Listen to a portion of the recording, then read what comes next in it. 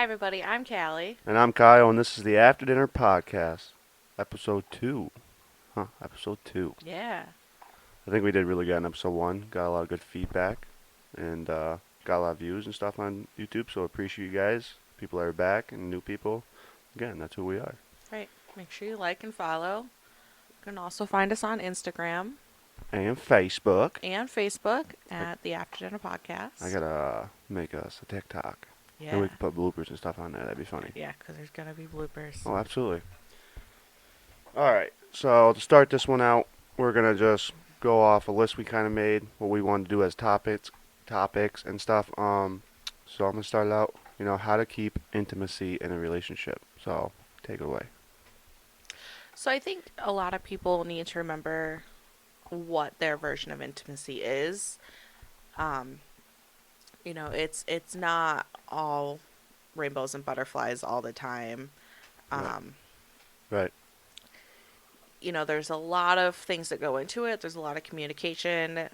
You know, you have to communicate with your partner in order to keep that alive. If you're feeling some type of way, you're not having a great day, anything like that, tell your partner so they know and they're not like caught off guard when you get home from work. Right. Right. Communication is key, and that's what you just basically said there. Um, if there's something wrong, you gotta be open about it, and Right, even if it's something stupid or silly, right, just be honest and open about it because that's the only way you can keep it. And don't come home and sit on your phones.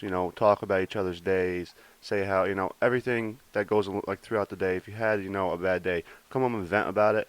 And sit down, watch a movie, have dinner together. Don't get all pissed off and go into the other room and because that just ruins it. I think for us. right.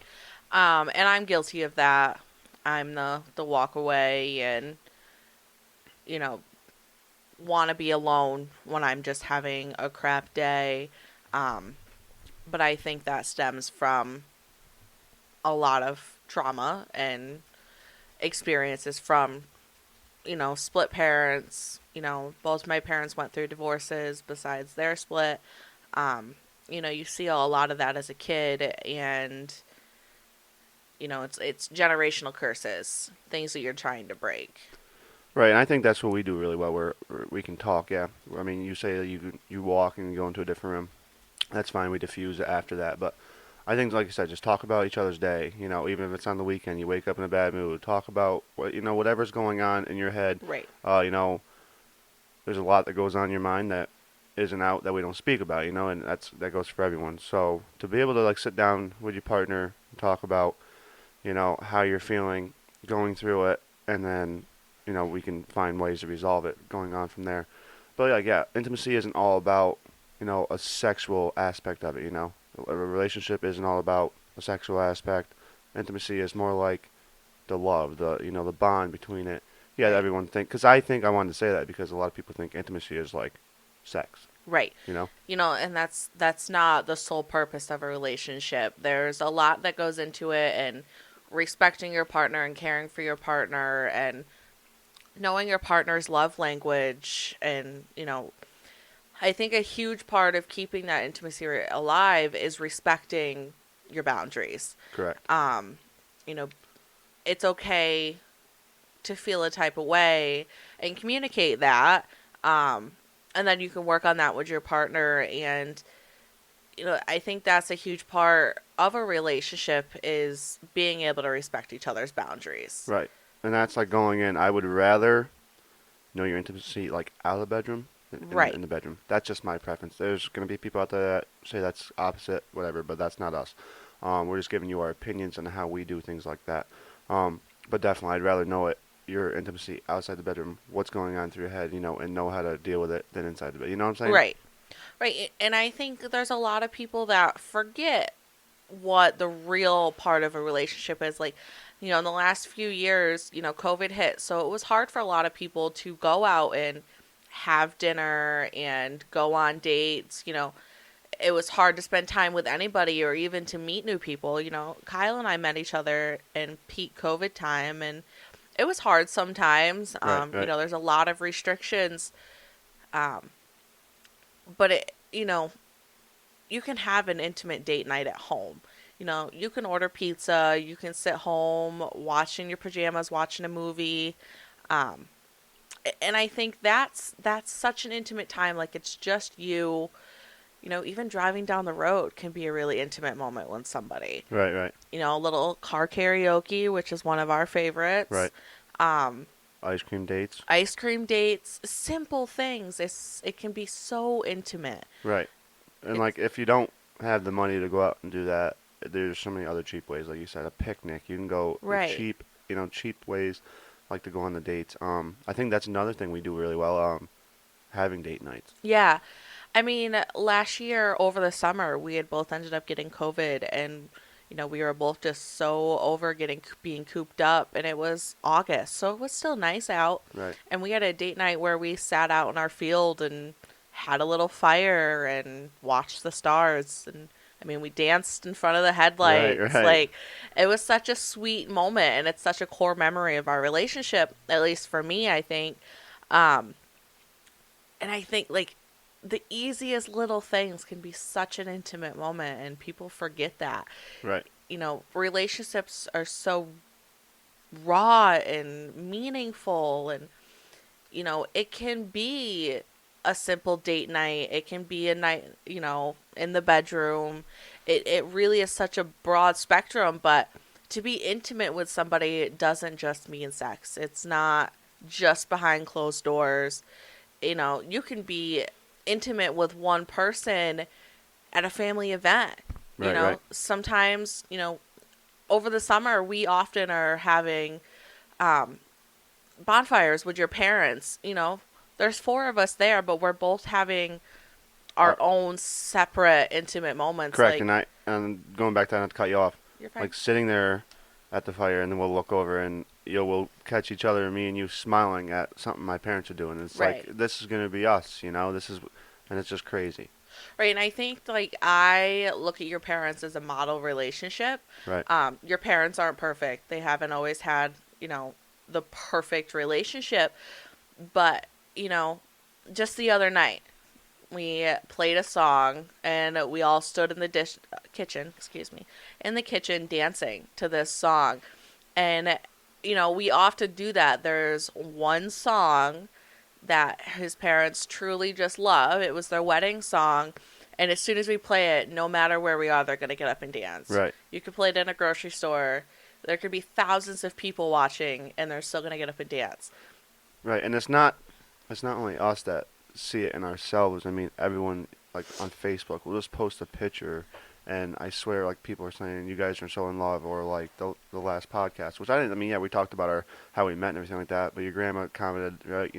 So it's not just us seeing it, So obviously we're doing something that other people, in the same room are seeing. Right, and I think that's another thing that people need to remember about relationships.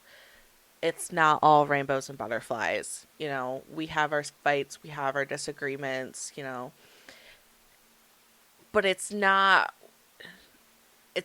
all of our relationship. Like, do we have our nights? Yeah. Right. But that also stems from, did we have something that really just pissed us off that day?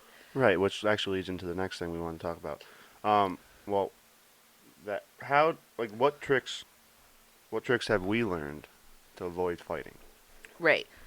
I sometimes, if I'm just having a really crap day at work, like it's just things are not going my way, like I will say, when I get home, I just want to lay on the couch on your lap for a little while. Yep. Like that's one of my huge things. I just want to have you just lay there and hold me and play with my hair, because I know that if I start talking about it, I'm going to get upset, I'm going to get emotional, and I don't want to take that out on you, but I also don't want to keep it in at the same time. Like, communicating in that is fine, but I also don't want to burst. Right, Like, right. I just want to decompress for a little while. I just want to be at home where I'm safe and I'm comfortable, with your person. And I think that's a huge thing in relationships, is finding your person. Yes, because like we are each other's safe zone. Right. Right. You don't want to have somebody that you can't come home and just say, I had a really shit day today, and then be like, that sucks for you.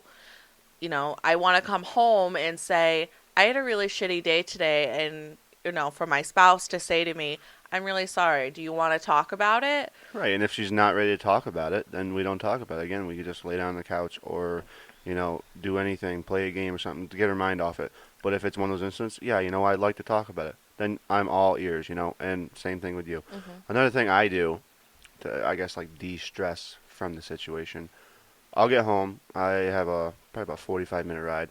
I work a lot further than you do. Hmm. So, yeah, in the car ride home, you think you'd let it all go. But, I mean, I'll catch myself getting all the way home, like, no radio on. And I'm like, holy crap, And that was just one of those things. But then I get in the driveway and I'll sit there for like 10 minutes, think Right. about the day, and just let it go. Because I don't want to come home and take it on you. Right. And I think we all have those things, like you said, you have a 45-minute drive home. I have a 20-minute drive. It's a lot quicker for me to get home, but we all have our ways of how we relax before we get home, how we separate work and personal life. And I will tell you that I am not good at separating work and personal. I never have been, I never will be. Um, but sometimes, even at work during the day, I'll say to my office counterpart, I just need to go outside for a few minutes. I just need to go for a little drive. And she'll say that too.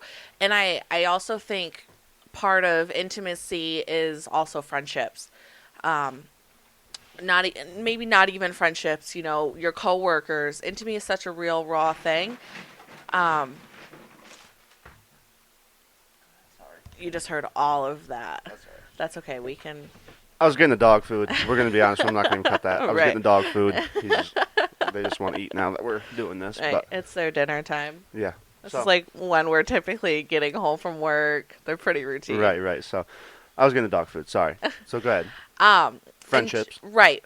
You can be just having a not great day at work or just feeling very overwhelmed, and just like you would say to your spouse at home, I need 5 minutes. Sometimes you need to say that to your coworkers. Absolutely. And that doesn't always apply in certain situations. Like, that's harder for you with your job. But at mine, if I say, hey, I need to go take 5 minutes. Right, and we're in two different trades. Right, But, like, right. I'll come out on break and Justin will be like, what's wrong, man? What's wrong? I'm like, again, like, I'm not going to talk about it because if I start talking about it, and that's what being, having a friend, you can talk to your friend and say, I need to step outside him. He's trying to, but in the moment, I'm so pissed off. I'm not, if I talk about it, I'm going to get in my blood. I can feel my blood pressure go right through the roof. And so I just walk out, get some fresh air. I get the 10 minutes, 10-minute breaks and lunch and stuff. But I'll sit there, listen to music, and just try to de-stress. Knowing I only have to go in like after lunch for like an hour and a half, Or Right. hour 50, sorry, hour 50. And it's like, okay, just get done. But then again, you're like, I got to figure out how to not be pissed off. I've been really learning that it's not worth it at the end of the day, Right. to get stressed out. And I mean, we all say that it's not worth it, and we try not to, but Mm-hmm. in the end, we all do. But I've actually been really getting better at it. Just let it go. I don't even know half these people. Some of them I do. And if someone I do know that pisses me off, they're going to forget about tomorrow. I'm not going to, especially, I hate when people come in the next day and keep dragging on something that happened over 24 hours ago. Really? Right. Like, just to stop. I mean, there's people at work that, they come in pissed off every day. And I'm like, like, it's a blessing to wake up every day. Mm-hmm. And, yeah, we all don't need or want to go to work, and some don't need to go to work. But to, wake up every day, breathe in fresh air, and go, go to your job. It's a blessing. So when you come in all pissed off, I mean, like I start at 6 o'clock in the morning, and when I hear someone already bitching at 6:01, it's been 1 minute. Like we have Right. 9 hours to go, buddy, or 8 hours and 59 minutes. Like, Right. well, I mean, if you're gonna get pissed off, let a couple hours go by. I have one of the CTE teachers every morning comes into the office and will say, welcome to work. He kind of reminds me of the guy from Home Improvement, like over the fence. You can only see from like his nose up. He always reminds me of him by like looks and just how he acts. But, every morning he comes in and he's, welcome to work. Right. Thanks for coming to work today. And some days I'm like, oh, good morning. And then I'm like, good morning, Nils. How are you? Like, I don't always want to get up and go to work. And I think that's just a part of being an adult is like sometimes you're just like, I Right. have to get up today. Um, And I think with my job, my energy reflects on a lot of other people. I work with kids and teenagers. So if I'm having just a really awful shit day, when the kids come in the school that morning, guess who's in a great mood? When the kids are all gone in and they're not coming in the office, if I want to go back to just being like, meh, I will. But, these kids come into the office And and, they feed off your energy. right, they feed off your energy. Maybe they're having a really crap morning. Right. And they just want to come in and yell and vent and just talk it out. They don't want that person to come back and be like, sucks to suck, huh? Right, and we all don't know what's in your profession. You don't know what's going on at home. Right. So when say they're having a bad morning, and then they come in and see you having a bad morning, okay, it's gonna be a shit day. But if they see you happy, it's like, all right, it's a good day. Same thing I might like. That's why I hate when people are start talking crap and talking shit about each other, and it's like you don't know what he went through last night with his wife or his kids. You don't know what Right. if there's the marital status, how everything's going. If they're having fights and stuff. So I mean, and especially people, you can see in people, but other people they don't show that. Right. So I mean, to start, I just hate it. I mean, we all catch ourselves doing it. But I've been trying again really hard not to get all pissed off, and I don't talk shit about people. I mean, if I'm gonna talk shit about you, it's gonna be right to your face. 'Cause Right. I'm an honest person. Right. But other than that, you can't know what's going on in someone's home. So that's should be the first thing in your mind when you go to run your mouth about someone, or in your profession. You don't know what's going on with kids. So put a smile on your face, like you said, when they're all gone, or in their classes and stuff. I guess if you want to go back to a bad mood, but that's not I think you've done really well about just putting on a smile even when you don't want to, but for the kids. Right. And I also think that with my job, sometimes I have really awful mornings. I don't want to be at work because I'm just there. It's wintertime. I didn't want to get up when it was cold. I'd rather stay in bed where it's warm. But sometimes these kids come in, and as soon as they come in, even in the afternoon. So, there's some kids that come in just for the morning and some kids that just come in the afternoon. And then there's kids that are there all day.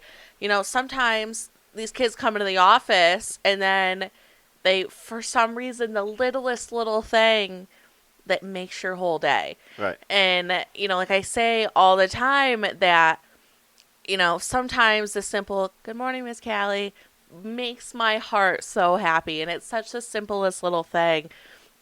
And we joke all the time because when the one school comes in the afternoon, actually Kyle's homeschool, where he went to school, the first 4 or 5 kids that come in are waving and, getting all excited. And I'm like, that makes my whole day. I look forward to 11:54 every day when they come in. And my counterpart in the office, Alexis, was just like, the bar is set really low. And I was like, the bar is set really low. Right. But sometimes that's okay.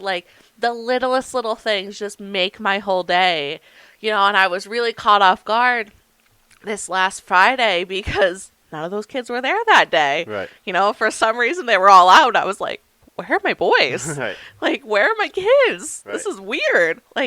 It was Friday, right before break, and it was like, I just needed that last little bit to get me through the rest of the week. Or through the day, I guess. But I was like, aw, none of them are here. I know we sidetracked, but I think just talk about your days and right. I think even in relationships and coworkers, friendships, even acquaintances, like my kids at work, sometimes they just need a simple person to not judge them and to let them vent. So sometimes when, we come home and you're like, you know what? I'm having a really bad day, but I just need you to listen to me for a minute. Or not even from work. If sometimes I have some family stuff going on, and sometimes I'm like, I just need to vent, and I'm upset, I'm mad, I'm jealous, I'm frustrated, I'm happy. Even happiness can sometimes come off wrong because you can be happy for the wrong reasons sometimes. But sometimes, I just say, I need to talk. I need to get what's on my chest off. I need to cry. I need to yell. Right. You know, and I think that's okay. You need to have that safe spot with your partner. Right. And I say that to you all the time. I can do this because you're my safe zone. Right. You know, you're comfortable enough to do that with somebody. And I think what we struggled with in the beginning, but now we've accomplished it, I think, or, got better at it, was I'd be trying to talk to you or something like that. And I think if your significant other is having a bad day, put the phone somewhere else. Yeah. Because, like, that is, I mean, you just got home from work, you want to scroll, like, that's the world we live in. You want to scroll Facebook, you want to scroll TikTok and stuff like that, but you don't understand what the other person's going through. So if they want to sit down and talk, put the phones away, because I think we caught ourselves trying to talk about each other's days and then scrolling through phone. In the beginning, because I always brought that Right. up. I'm like, can we just set the phones down? But I think, we grew up in the social media world. Right. It's hard to separate sometimes. Right. I think, our worlds are devices now. Absolutely. But like when you're having that conversation, just put the phone Right. down. Right. And that's something that we've worked on a lot. Yeah. I mean, we're both still guilty of it sometimes, I Oh, yeah. think.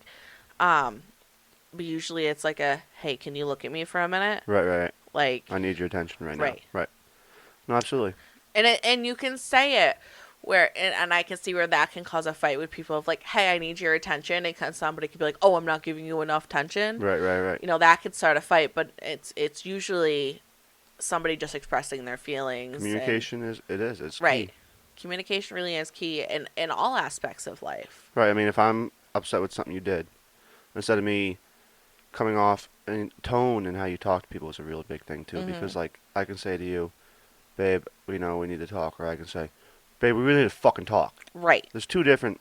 Right. See, the one you're going to respond to, the next one you're going to say fuck you, and you're going to come back Right. at me, and it's like so. Tone's key, communication's key to avoid a fight. I think, like I said, de-stressing and Mhm. don't bring work home when you. We're all guilty of it, but try not to. Other than venting or everything like that, don't bring home the pissed off Right. energy. That's mostly on me. I mean, you don't really come. You'll have bad days, but I think I have a lot of bad days. Right.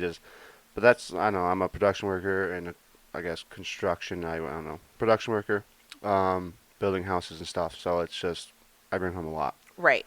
compared to you. Like we're in completely different trades. Yeah, So two total different yeah, ends of the tone. spectrum. I mean, even at work, some people like if they would just change their tone towards me, I'd probably be like, yo, we can sit. Like, Right. That's fine. But like when you come at me and you start swearing, no, motherfucker, now we're at war. Right. I'm ready to fucking go. Right. Sorry for all language, but I'm ready to fucking go. Yeah. We had this conversation the other night. On Fridays, we go to his parents for game night. And it usually ends up being a late night. We play games, we eat dinner, we listen to music. And, we were just kind of sitting there, and it was getting late, and I was tired. But, it wasn't like anybody was like, we need to go. Like, I wasn't like, I want to go home, I'm tired. But he just keep saying to me, I'm sorry, we'll go home in the next couple of songs. The next couple songs, we'll go home, I'm sorry. And on the way home, he was like, I'm sorry, I know it's really late. And I was like, it's really not a big deal. But I start to get defensive because I feel like you think I'm mad. Right, and I'm like sitting in the car, I'm like, no, like I'm not. I'm like, you're getting defensive right now. That's not what I'm saying. I'm just apologizing because I know you were tired. Not that you wanted to leave. I mean, Right. I kept saying like two more songs. But then I get like, I mean, we have a video. It's a funny video. I drank too many beers that night. But started doing some Elvis Presley impersonations, and it was great. I don't know if maybe I could pop a video. I don't know. Maybe. I'm not sure if everybody wants to see But it. you The guys ain't world ready for that. is not ready You for are that. not. It was... Elvis has left the fucking building. All right, that's pretty much what the ending was right to that. All right, you But- can be Elvis, but I'm not being Priscilla. That's fine. So yeah, going back to that. No, I mean, and I told you, I'm like, you're getting defensive. I'm like, I wasn't saying that. Like you said, and then you're like, we all calmed down because like you understood what I was saying. I was apologizing because I kept telling you two more songs. Right. And like we could say there all night. You didn't care. I just knew you were tired and Right, you and said I you were think- exhausted all day that day. Right. And I think a lot of that for me is like, for someone to be like, I'm sorry, like, I'm sorry we stayed late, I'm going to get defensive because I'm going to be like, well, what am I doing that is making them feel like they need to apologize? And I think that stems from a lot of childhood trauma for me, like feeling like somebody needs to apologize because, or feeling like I need to apologize because I've made somebody upset. because of something I did that I didn't even know that I did. And it could have been a simple thing of, sitting on the couch quietly. Right. Because I wasn't engaged with a conversation, somebody's like, oh, she's pissed off, she's being a bitch. And I'm like, I was just vibing. Right, right. And I mean, I can't believe that you haven't just caught on to that, because I say sorry to everyone about everything, and it's not even, that one doesn't even stem from childhood trauma, because it's just a habit I picked up. Maybe like I fucked up something once and it just stuck in my brain, like I fucked up big time. I think I remember. And I'm like, sorry, sorry, sorry. And then it sticks. But other than that, I don't, it's just a habit of mine. Like, It is, and I think everybody has that, and it's not always trauma.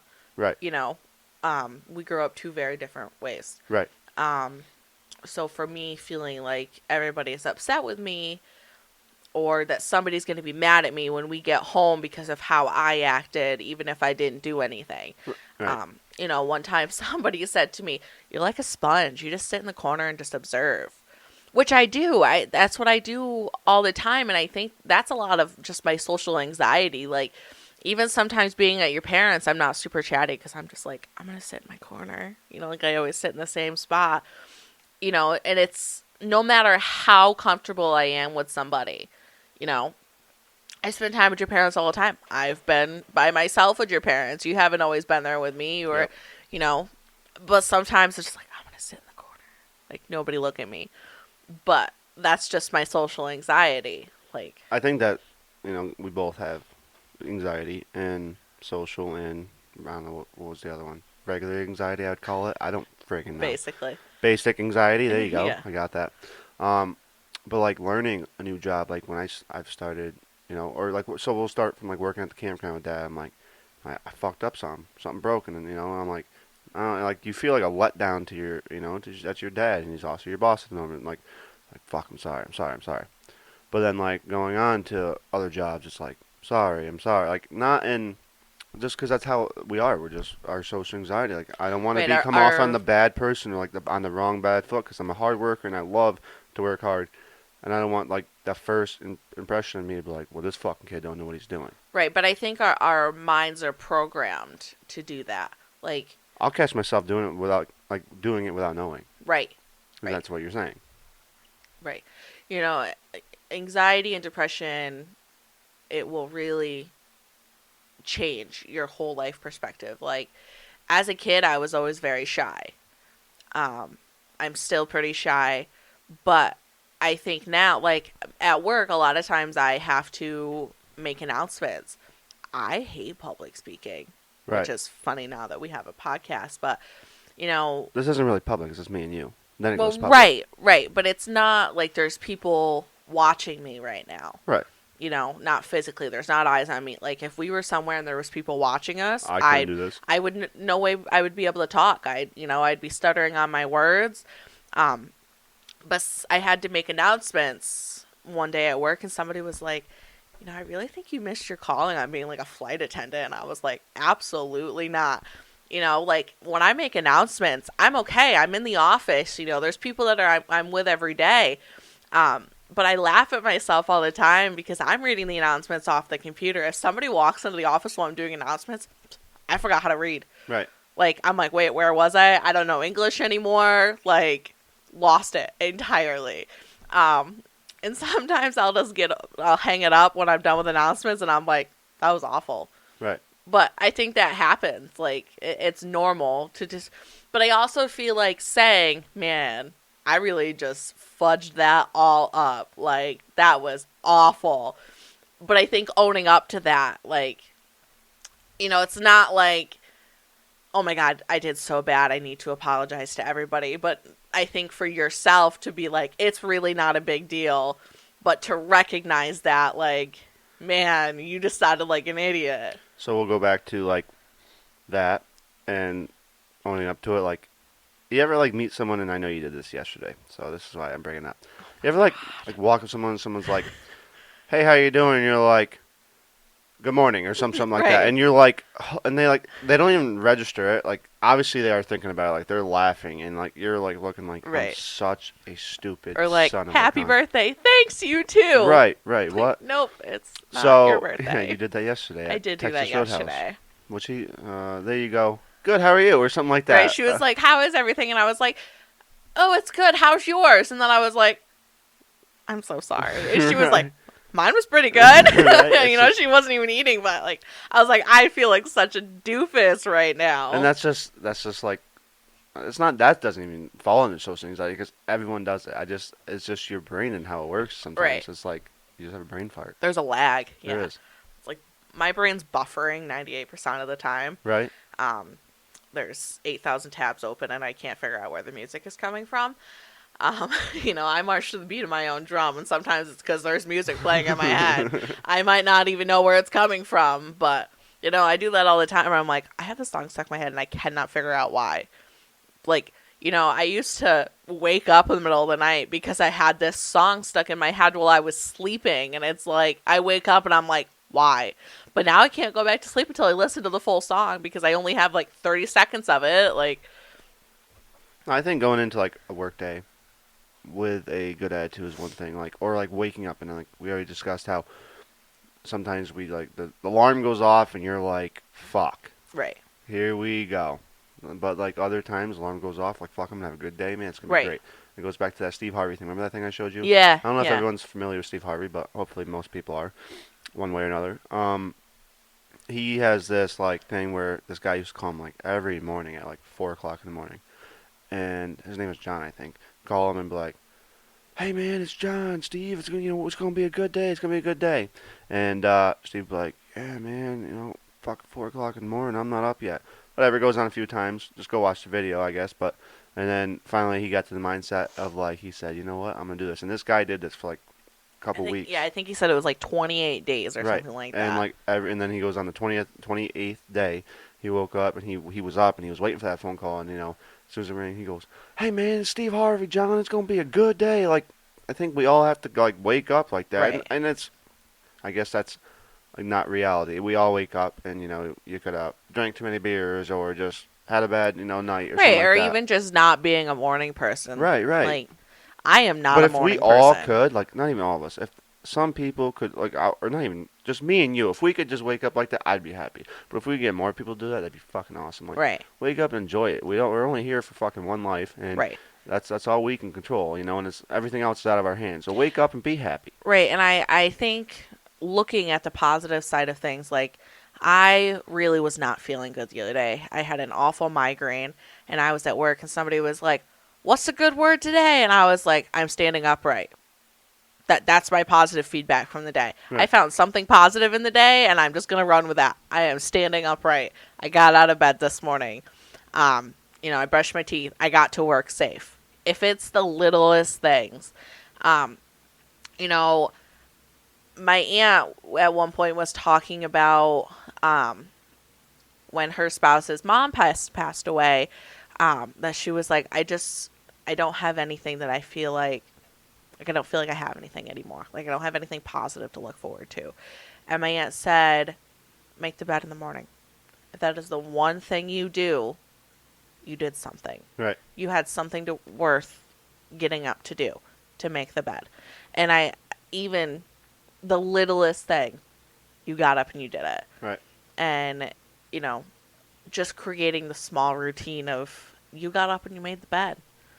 But then 2 weeks later, you got up, made the bed, you did the dishes. A few weeks later, you got up, you made the bed, you did the dishes, you vacuumed the carpet.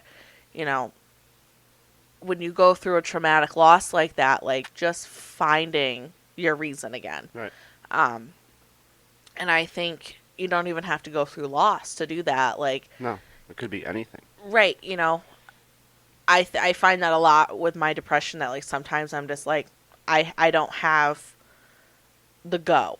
Like I don't have the want to even do the fun things that I enjoyed. I love to make things and I've fallen out of it. Sometimes I'm like, oh, I want to make, craft all the time. Hmm. And then I'm just like, I don't feel it anymore. Like Right. I don't have that vibe. Um, and I think learning to manage your anxiety and depression is a huge thing. And here's the thing about anxiety and depression. It's not a bad thing. Right. No. You know, um, It's not something to feel ashamed of. It is not something that should be, um, what's the word that I want? Broadcasted everyone. I don't think I'm looking for the word broadcast, but people are shamed because they have anxiety and depression. And there's no reason for it. It is so very common now. Right, and that's what. Um, going to see therapists is okay. It's okay to not be okay. Right. Um, everybody has something. Everybody has, the most happy-go-lucky person has something that's triggered them in their life. Yeah, they say the happiest people are the most depressed. Right. Um, you know, we all have things that have hurt us in some way or that have traumatized us. It could be something so small or something so big, and you don't know what every person's going through. Like you and I have talked, I've been struggling a lot lately Right. with a lot of things, and I'm not going to go in detail with that on here. But talking about it, the other day, last 3 Fridays ago, I had a really rough night. Actually, it might have been Saturday, but that's besides the point. I just kind of lost it and just needed to have that breakdown. But that's okay. Like, people make it so posh to have a breakdown. Right. And Or- but like you fight your breakdowns. I too. do. And like that same night we got in the shower and I'm like, you need to cry. I'm telling you right now, babe, you need to cry because you Right. need to let it out because if not, the frustration's going to get to you. So cry. And we're really, I don't know, hard on ourselves for crying. I never cry. I say I never cry. I cry quite a bit, but it's usually by myself. I don't like crying in front of you because I gotta be a strong man and everything like that. But it's okay. Yeah, but that's such a I know. stigma that we need It to break. is. It is because it's fine to cry in front of your wife or your girlfriend or fiance, whatever. It's fine to cry in front of a girl that you just like as a friend or talk to as a friend. It's fine to cry. Right. Men have emotions. Right, and like, oh, you're supposed to be tough. You're supposed to be strong. You're not supposed to cry. Cry, dude. Right. Everyone needs to cry. Like, I think like probably like once every 2 months, I probably break down about something. It's either the stress buildup or emotions or Yep. something just pissed me off so bad or the past and I'm thinking about stuff. Cry. Please just cry. Because that also helps with de-stressing and with mental health and depression and anxiety. It's fine when you let all those things out. It's fun. Then you feel like the weight's lifted off your shoulders. It's so fine to cry as a guy and it's so fine to cry as a girl. It doesn't mean just cry. Right. Emotions everybody have. You know, everybody deserves to be able to let that out because when you don't, it just builds up and builds up and builds up, and then you snap. Um, or things just go horribly wrong in every way. People lose their will to live. People lose their battles with anxiety and depression all the time. Um, and it's heartbreaking because I think it's one of those things. It's generational. Yeah. Our parents and grandparents. My parents are a lot younger than yours. Um, but even for them growing up, it wasn't okay Right. to be not okay. Everybody had to pull through. Um, you know, Depression wasn't real. Oh, that person can't be depressed. Why? Right. Like that's not normal. And I've heard that so many times. Oh, she can't be depressed. She gets everything she wants. Doesn't matter. So, like that's not what it's about. You Right. could have this entire world and still have nothing at the same time. Right. If you have to feel like you have to trick your brain, then you don't have anything. Right. Yeah. No. And everyone's like, oh, like you could be the richest person in the world and still battle depression and anxiety. Right. You could. You could And have and I everything. think the world really had a huge eye opener when Robin Williams Yeah. committed suicide. I mean, the comedian, all the movies you're in, Right. you were, laughing so hard you were crying. Like again, like I said, the happiest people in the world are Right. sometimes the most depressed. And you can have all the money, you can have all the fame. It doesn't matter at the end of the day. I mean, look at the more recent one, Ellen, who was, what's his name? Oh, Twitch. Twitch. Yeah. I mean, unbelievable. always dancing, always happy, always, and then it's just like a flip or a switch flipped. I don't, Mhm. and it's so sad, and like you think about it, like you see him, he's always, I mean, even off camera, everyone says he was the happiest people, and like that's what you have to realize. Like on camera, yeah, I guess you got to be an actor, you got to be the person you're supposed to be, but like everyone says, like off camera, he was a happy person, and Right.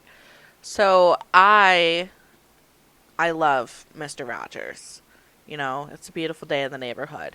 So a man that would sing a beautiful day in the neighborhood put his feet in a pool with a black man because oh god, you can't do that.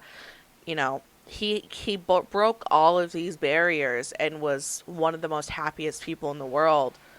But when he would go home, he had so many other personal issues that wasn't aired. You know, right, people don't know that because they're seeing this sweet man in a cardigan. You know, it's a beautiful day in a neighborhood. But is it really? right, But then again, it is. Every day is beautiful no matter how you look at it. right, Um, just find that one positive, even if it's the simplest thing. You know, if you feel like my day has not gone right all day, yep, something did go right because you're here. mhm, You got out of bed, even if you didn't get out of bed. you're here, You woke up this morning, you won another day. yep, You're here, you're on the right side of the sun. Your presence matters. absolutely, Um, and there's so many stigmas and generational curses that people need to break. mhm, You know, and I think, oh, they're like, oh, well, the younger kids, they just don't understand what hard is. Look at a lot of these teenagers that their high school and college was taken away from them because of COVID. And this isn't going to go on a COVID tirade, but, you know, COVID was really hard on kids. yep, You know, I look at my little brother. I have a 13-year-old brother who is a very socially awkward person, a lot like me. Um, Found it really hard to do school online. I could never do it. no, You know, I am a pad to paper, listen to a person to be educated. yep, I can't do online learning. And now you're expecting kindergartners to learn through a computer. So a lot of these kids, it was traumatizing. You know, we think all the time, like, you know, in 20 years, kids aren't even going to know about this. 50 years, this is going to be in history books. right, This is something real life. You know, I think, you know, for you and I at our age, this was one of the first big things that we went through.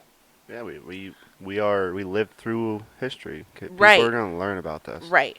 You know, like the Black Plague. I mean, this is gonna be something they teach in Right. schools down the line. you know, we were talking not long ago, like how mind blowing it is that this is something that kids are going to learn about in school. And it's like, this was real life. But I think because this was one of the first things, it's weird for us to look at it as something that we're going to learn in school because everything else, oh, it seems like it was so long ago.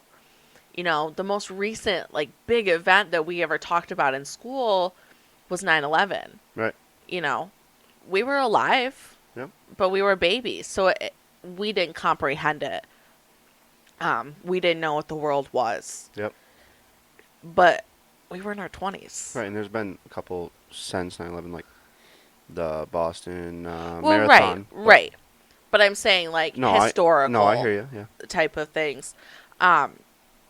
You know, how is that real? Like, Right. how is COVID a real thing? Like, I was just looking at something the other day on Facebook that, like, 2 years ago, it was Tiger King and a couple other things. Like, Right. we lived through that. That was our life. Right.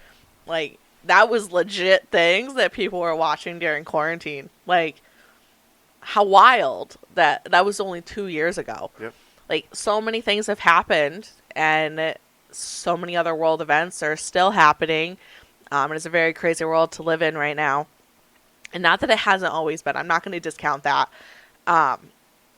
You know, all of our family members have gone through so many more traumatic things. Yep.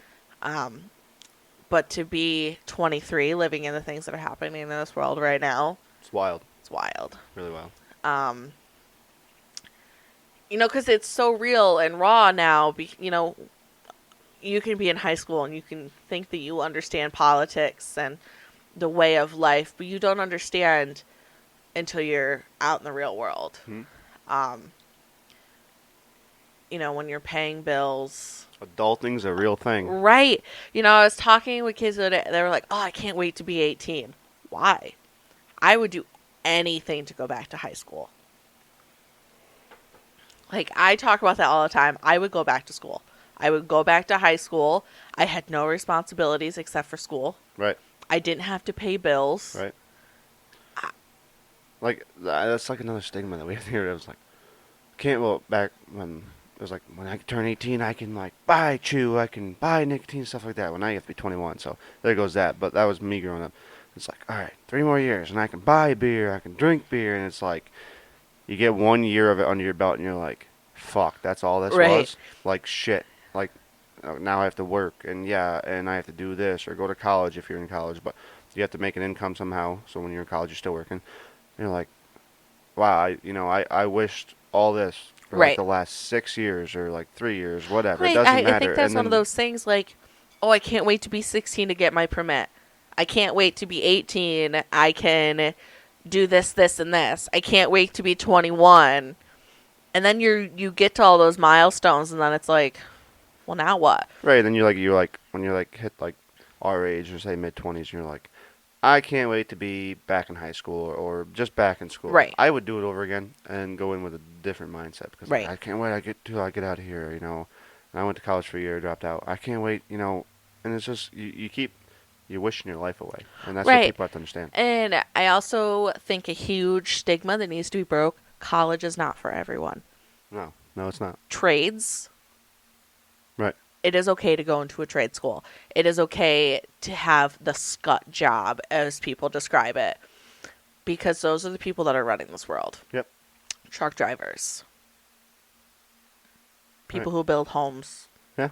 contractors, plumbers, highway department workers, linemen, Yep. almost any union worker, teachers. Respect to all teachers.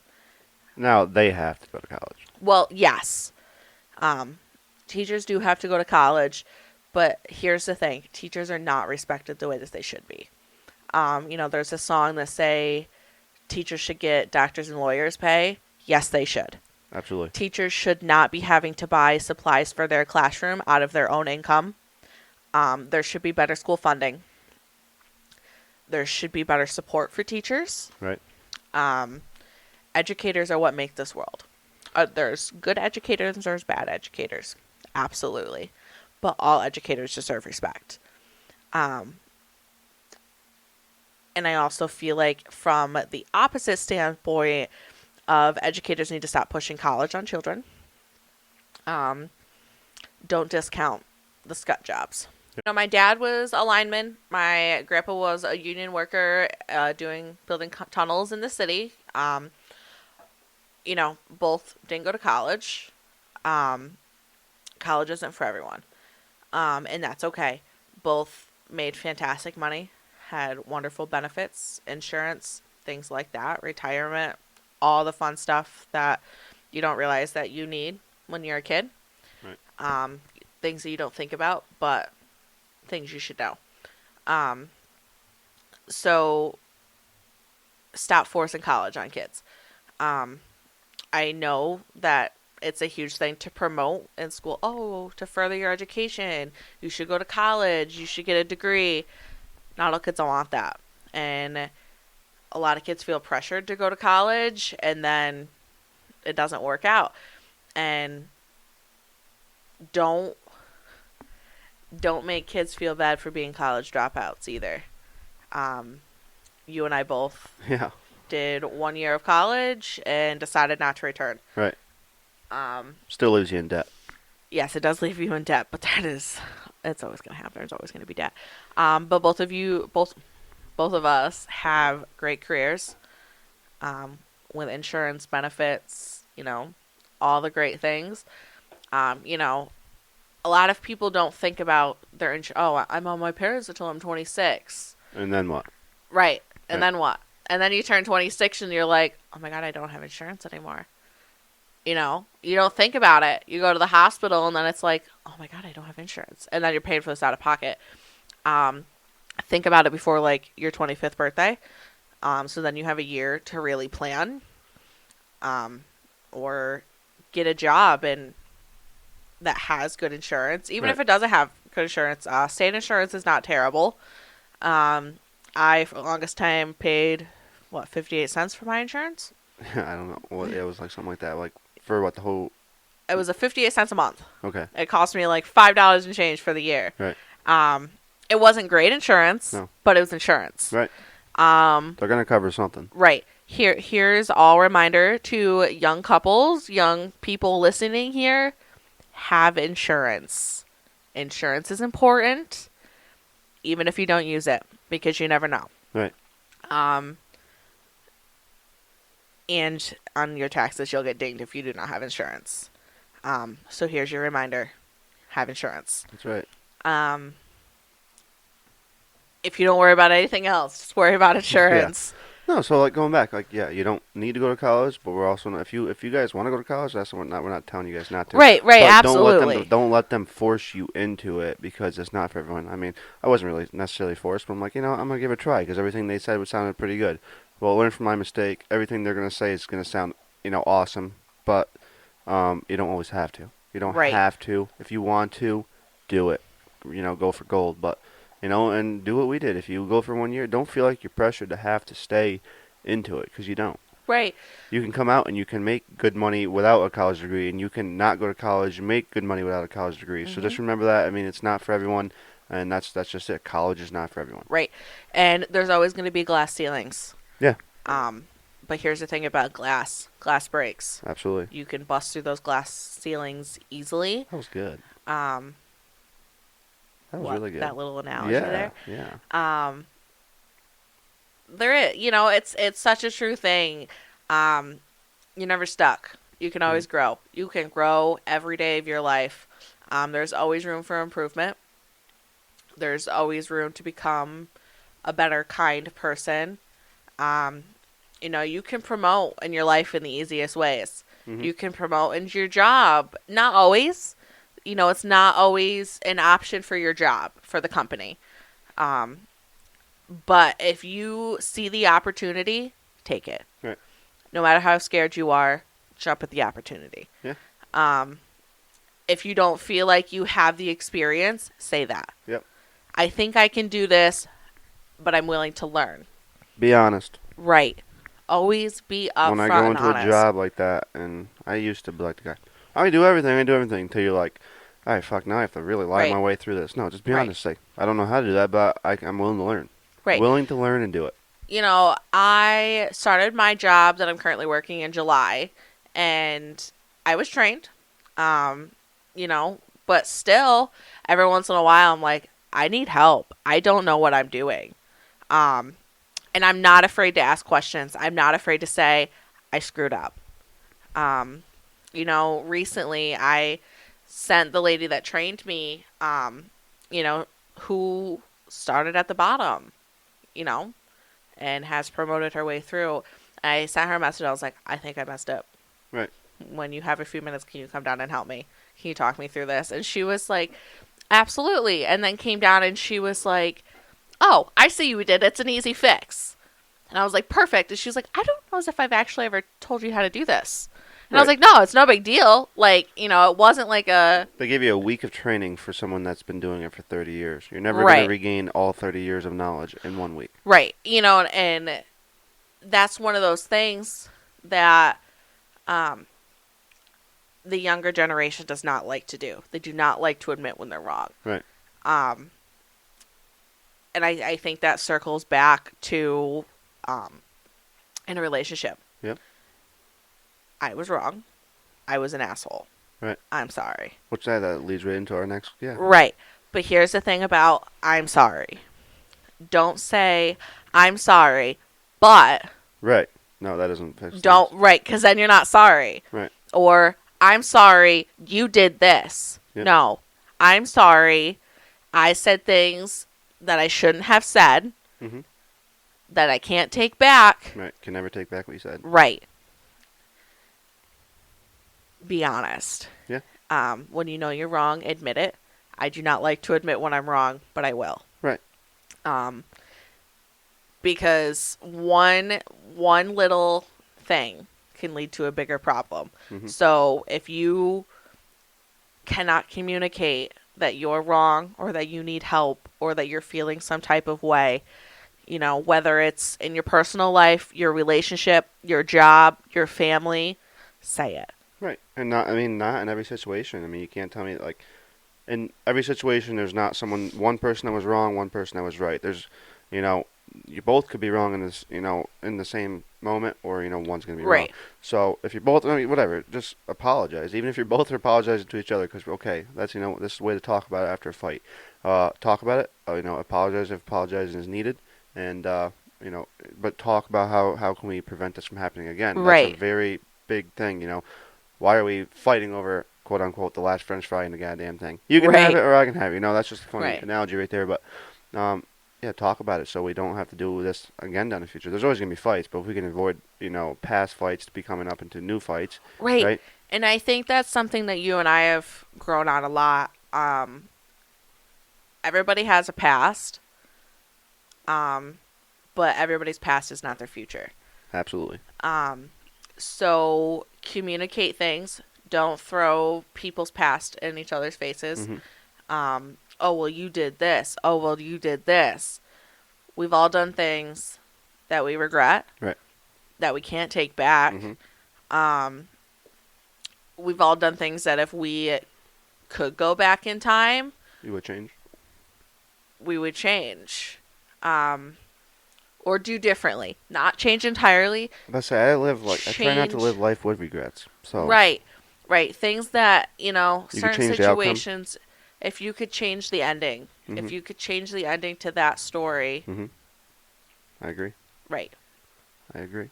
I think a huge thing in relationships is communication, Mm-hmm. trust, Yep. respect, Mhm. and boundaries. Absolutely. Everybody has personal boundaries, and everybody should have boundaries in their relationship. Right. Things that you are not willing to do, things that you are not comfortable doing. Mm-hmm. It is okay to say no. Absolutely. I talk about boundaries a lot because there are certain lines in the sand that you have to draw. Mm-hmm.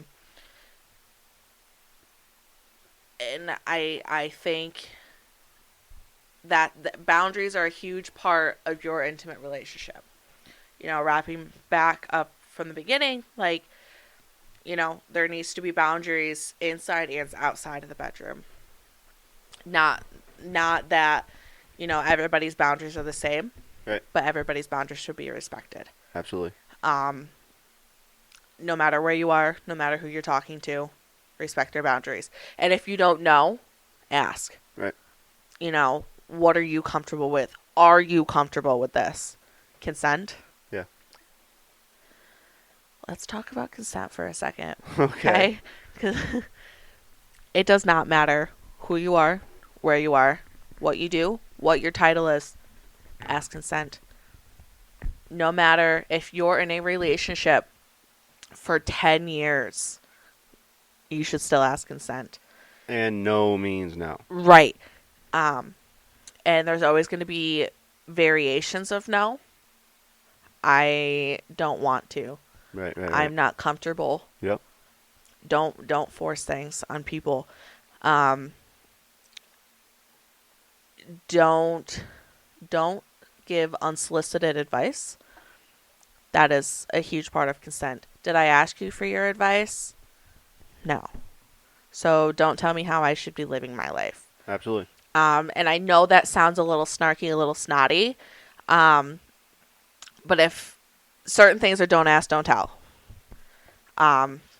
If I did not ask for it, don't give it to me. I find myself a lot with like the kids at school, like they'll be talking about something and I'll say, "Can I give you a little advice?"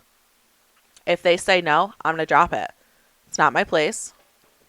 I'm not going to cross those boundaries. Right. But if they say yes, and you give great advice. Right. I will give that tough love, honest advice. I'm very open and honest. I am not going to sugarcoat things. If you say that I can give you advice if you are wrong, I'm going to tell you you're wrong. Yep. And it's not going to become a power struggle of I'm right, you're wrong, I'm big, you're small. Like, if I say I don't agree with that, we can discuss that. You know, you and I have even had our situations where when Roe versus Wade was overturned, you and I thought that we had very different views, but we both had the same objective. Right. And I think that's okay in a relationship to have different opinions. But you have to respect each other's opinions. Right. Don't cause a fight over. I mean, everyone out there has their own opinion on everything. Right. And you have to realize that. Even the people that do find their soulmates and they've been with them for 30-something years, you know, the old timers in their marriages, and none of them, you cannot sit down, any of them, in a room and say that they didn't have any differences. And their opinions weren't, you know, opposite of each other. Right. Because that is the fact of life. Everyone does not think the same. That is great because we'd all be in trouble if we all thought the same. Right. But everyone has their own opinions on everything. Right. And a couple months ago, back in October, I had a girls' night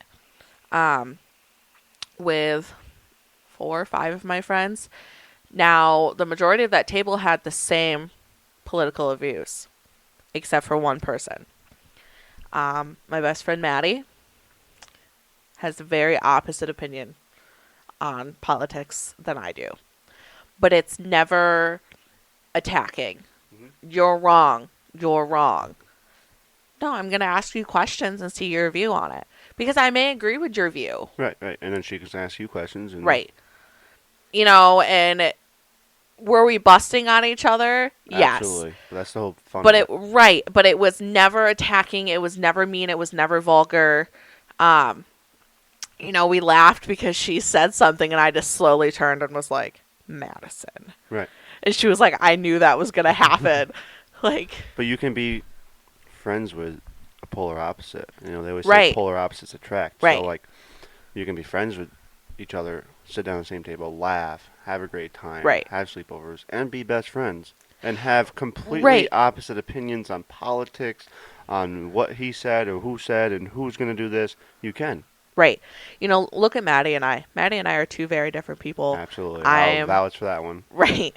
You know, I am the very down-home country bumpkin friend, and she's from the city. And she's like, let me get that Rolex and let Right. me get them Let me wear all white my Nikes, white sneakers. and I paid $700 for this purse. Right. You know, and I love Maddie. And I'm so like, that's the only reason I'm saying this. I love Maddie. Right. She's hilarious. She's great. Yeah. What a dingbat she is, though. Put oil in your car, Maddie. Yeah, Maddie, if you're listening to this, put oil in your car. So, Maddie, you've had not one time, not 2 times, but a 3rd time of almost running your car out of oil and seizing up the engine. So, just pay attention a little bit more. Just kidding. But if you're watching, go ahead, babe. Tell her, give her the heat. Homegirl. Let's get real personal for a minute. Put oil in your car. Don't make me call Papa. Put oil in your car. When it starts to make funny noises, when your car ever starts to make funny noises, you should probably question it. Cars don't make funny noises. And it's probably not your brakes. But don't let her fool you, because this happened to her 2 weeks ago. It did happen to me. It did. But you told me about it. Yeah. We fixed it. We fixed it. She fixed it. I did fix it. She fixed her. On my lunch break at work. What a fool was I. Out on my lunch break, I had him on the phone. Had the hood open with my wrench out, opening the oil cap, All the kids probably staring at me like, what is this crazy woman doing? Yeah, so she had to use the wrench because her oil cap is like stuck like glue every time, Right. and it's ridiculous. But so yeah, to round that out, everything we just said before the Maddie's oil thing is what to do after a fight. Just talk about it. Communication is key, and everything else we just said, I don't really know. We have to retouch. Right. But I don't know. We're gonna probably end this one here soon. I have a question though. You got a question. I got a I'm ready. question. You have a question. Hit me with your best shot. Fire away. Jesus, just drop the notebook. You ready? Yeah, I'm ready. If you could freeze time for 24 hours, what would you do? If you could freeze time for 24 hours, what would you do? You could go back. Obviously, you can only go back because you can't go ahead. Right. So, What would I do if I could go back in time for 24 hours? 24 hours, yeah. I would go back Okay. to little 7-year-old Callie Okay. and hang out with my grandma Barb one more last time. That's funny because we're going to touch on the same subject here, basically. So, what I would do was, and I said this on TikTok Live, I swear I got all my questions. I'm not going to lie. They have some really It's good fair. questions. I have to Yeah. go on there again and get some more for all of us. But I would go back too and spend a lot more time with my grandma and grandpa that has passed away. Yeah. Because we all don't know, how much time we have until someone's gone. Until Right. you realize when they are gone how much you wish you could have had more time with, and it's sad. So. Well, right. And I spent a lot of time with my grandparents growing up, and my grandma was really sick. Right. Excuse me. That was the first big traumatic death that I ever went through, and it still kills me every day that I didn't have more time with her. But I'm forever grateful for what I had. So if I could go back, I would spend 24 hours with her. Yeah, and that's exactly what I was gonna say. Going back to my Nan and Papa. So yeah. So to wrap up the conversation, be open and honest. Always, communication is key. Right. It's okay to cry. Mm-hmm. Very okay to cry. And if you guys haven't lately, reach out to your friends and family that you haven't talked to in a while. And, because you don't ever know what anyone's going through. Just reach out to them and tell them that you love them, you're there for them, and you support them. Right. Just reach out. Like I said, friends and family you haven't talked to in a while, or just friends that you know are struggling. Reach out, tell them you love them, tell them you're there for them. It will make their day. Right. And remember to respect boundaries. Absolutely. Break those glass ceilings. Absolutely. Support the trades. Yep. Pay more teachers. Pay teachers more. Excuse me. English. But most of all, remember to love each and every person, no matter what. Absolutely. So that's going to do it for the episode 2 on the After Dinner podcast. Hope you guys all enjoyed. If you did, leave a like, hit the subscribe button, comment down below what you guys think we should do next and talk about next, and just comment down the love and the support for us. I appreciate you guys. We love you. I love you, baby. I love you. See you guys in the next one. See you then.